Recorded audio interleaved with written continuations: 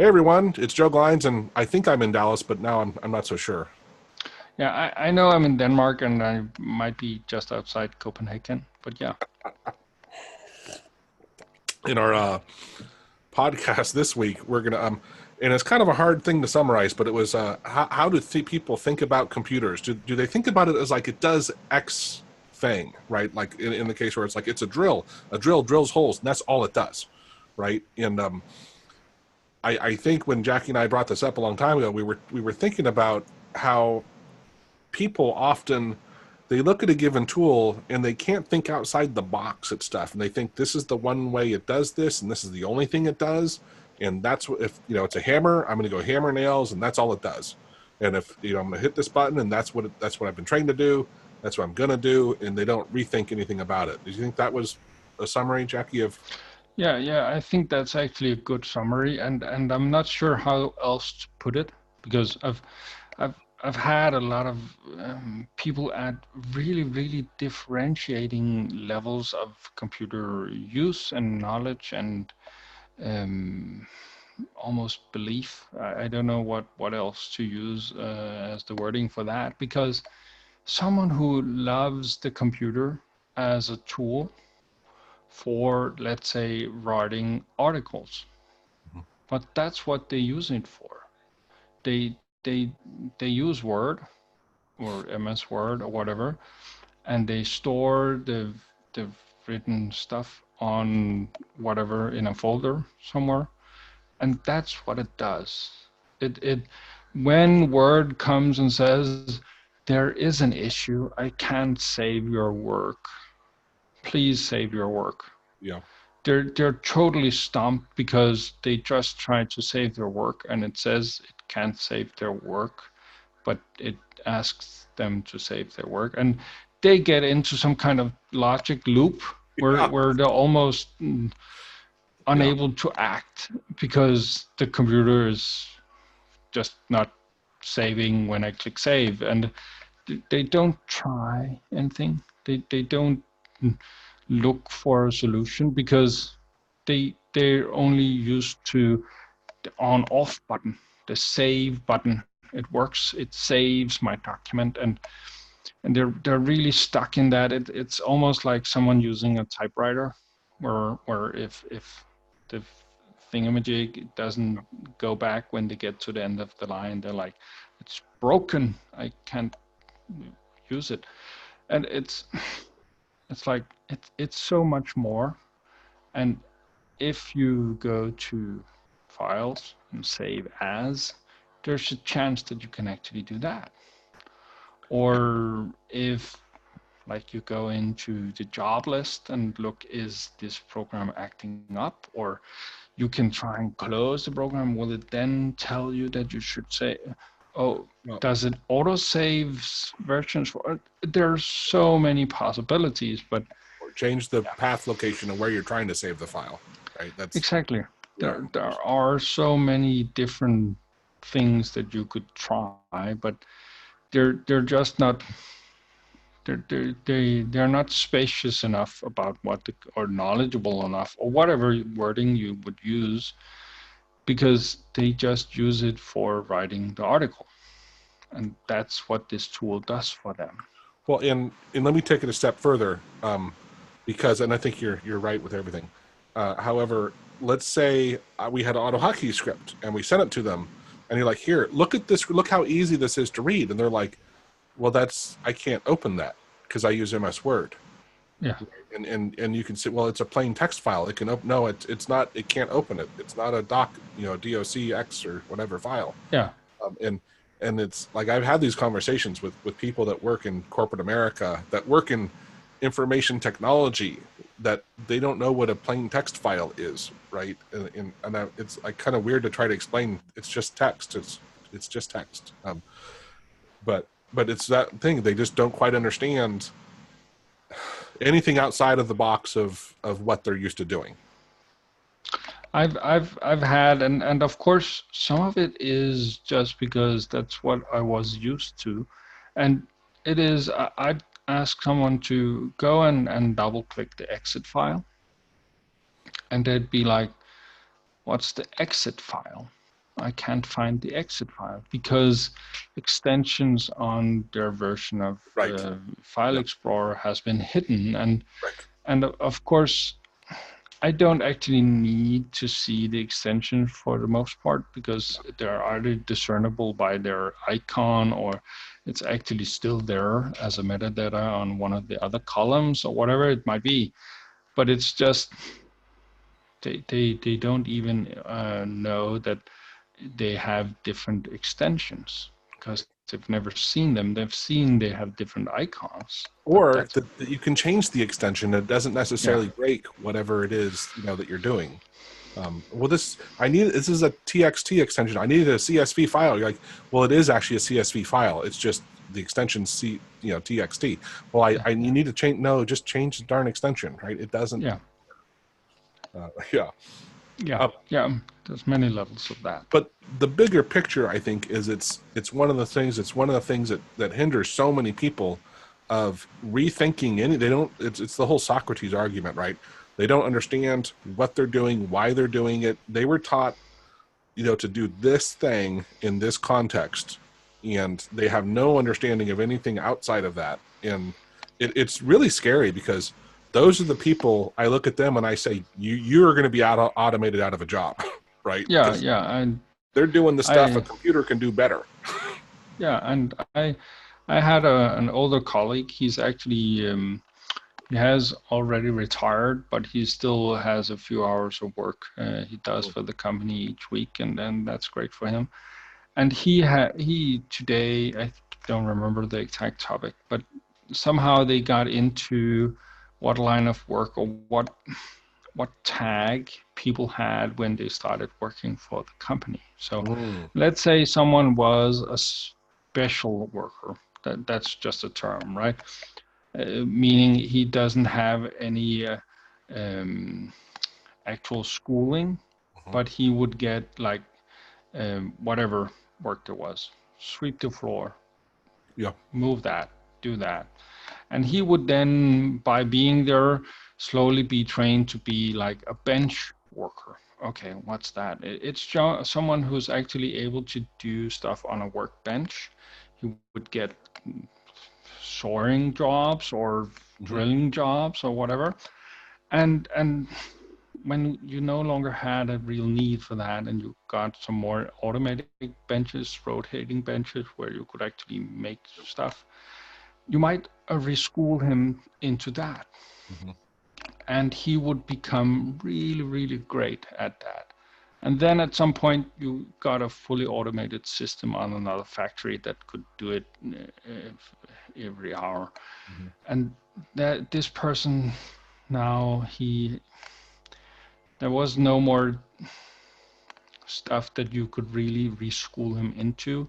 He had become so specialized throughout the years on doing that one thing on that bench that if, in essence, you could just let him go because, the chance of actually reschooling them into something else. It's just, I'm not saying it wouldn't be possible, but that was what he was explaining, that there had been people who had simply been too narrow in what they learned and what they in the end was able to do, because they just only focused on being able to do that one thing so well and not being able to do anything else. That when that thing became completely obsolete, they almost became obsolete with it, because they'd now used like 25 years of their career on being the best at that. And I know some people who've, what was do you remember I think it was IBM software, OS2? Is that what it was? It was a operating system it was by a really large company. I think it was IBM. But, IBM makes sense, yeah. And a friend of mine's brother, he was a very, very advanced programmer in it, and I think it was State Farm. It was a large insurance company who had done everything in it, yet the OS had died away, but he stuck in it, and he kept making more and more money, because there were fewer and fewer programmers that could do the work, right? And then finally, at some point, like, you know, it collapsed. But and people said, like, aren't you worried that you're going to be out of a job? Because at some point, right, it's just they're going to finally move entirely away from it. But I think, you know, that was when, like, I didn't understand, you can pick up another language, you know, in a heartbeat. Yeah. You're that good of a programmer, right? It's not that hard. Hopefully he didn't wait until the very end and then switch, but yeah. But yeah, the general idea of other things where, yeah, if uh, one of the things that I often use was to switch from horses to cars, just Yeah. because it's history now and we have good data on it and stuff like that. Right. And when the switch happened, it was, I think it happened over a 10-year period or something like that, where it was crazy. And it might have been a bit longer than that, but the real switch, I think I saw the image from the New York parade in 1901, and then another one from 1913 or something like that. And the image is just, it goes from being all horse carriages to being only cars. There's one car in the first image, and there's one horse driven thing in the other one, and it's just, it's so Yeah. showing of what can happen. Yeah. And of course, people had, let's say, 10 years to adapt to Right. the change. And so a lot of shops and a lot of barns and a lot of taverns and a lot of other different things that accommodated the horses and was making their living by people that came to town, needed to have their horses fed, needed to have their horses somewhere and stuff like that. Now they didn't need that.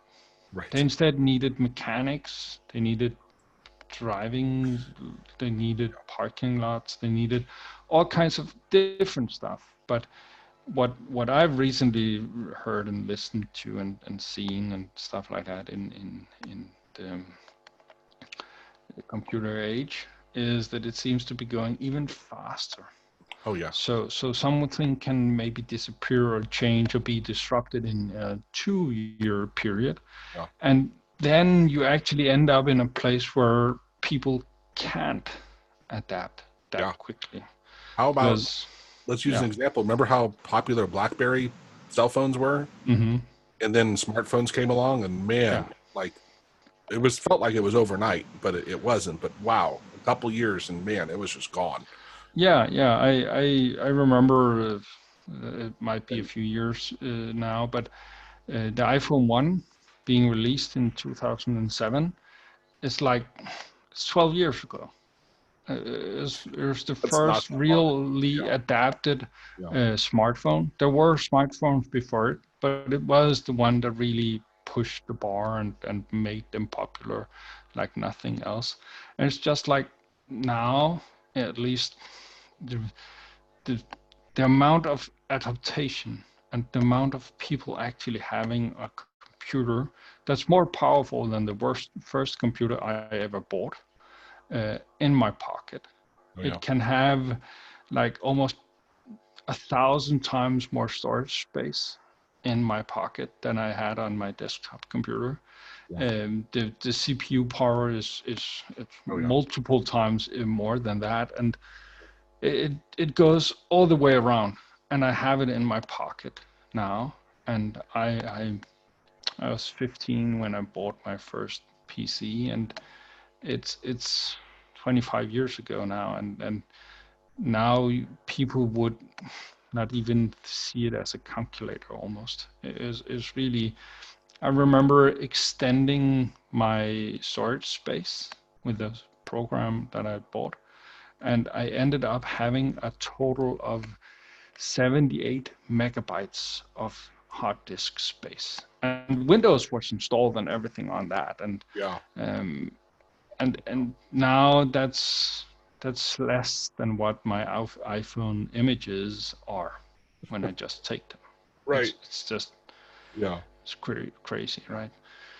The other one I was thinking of was the whole Netflix, and streaming compared to, Blockbuster Video, and renting, DVDs. Like that was an almost overnight kind of thing. It really hammered it down. Now let's get back to wrapping it up. I think the main points in this is there's a lot of things where you can stay in your focus and you can still do well, but you might end up, like your example with the carpenter kind of guy working on the bench stuff. In things like that, when you carry it out to the end and you don't learn something new, you might be trapped into something that's like, it's really hard because your skills aren't readily adaptable to something else, right? Whereas with programming, and even if we skip programming, but just knowing how to use a computer well, let's just define it as that, that's not going away anytime soon, right? No. I can't remember, but it's some of the bigger thinkers, bigger names and all that kind of like, I think Einstein was the one who said that imagination is the human's biggest thing. We are able to think up great formulas. We can maybe relativity and all of that stuff, but still that guy still said that imagination. Yeah. That's what we are good at. Yeah. The reason is that we're not predefined to be within some kind of framework. Yeah. Abilities to solve problems. It is. It's a beautiful thing. It really is. Yeah, and the idea of people being able to drag in some kind of experience or crazy idea or something out of the blue to solve something over here. We have a water issue. Let's use lava to solve it. It's just like, I'm not sure if that's actually totally weird, but where a computer might have two predefined spaces to stay within, that's still what happens. And even if humans normally are still limited by stuff, then someone will come up around and the person will actually have a brain default. And that means that they are able to draw the very weird conclusion that was needed to solve. I'm just saying, I recently had a colleague where we were talking about blood types. And why do people have 10 different types of blood? It's just a matter of nature, making sure that if some kind of weird blood disease hits one special type of blood, we're still safe as a species, just because we're always different. And it's the same with our thought process. It's so entwined, it's so weird, it's so twerky that we're actually able to solve things that are, for us right now, unsolvable. But some point, someone will have that brain fart that's needed to solve it. So yeah. Awesome. All right, let's wrap this up. This was an interesting, I think, overall topic. Hopefully people, can start expanding their minds when they're thinking about stuff. And, honestly, I think for most people doing AutoHotkey stuff, they're not like the other people, right? That's what we all have in common is different approaches and ways to do stuff. If people want to code, or if they just want to solve their task quicker, or they want to work smarter and not harder, all of that, different types of reasoning for using AutoHotkey, it's all good. Yeah. All right, man. It's good talking to you. Yeah. See you later. Bye.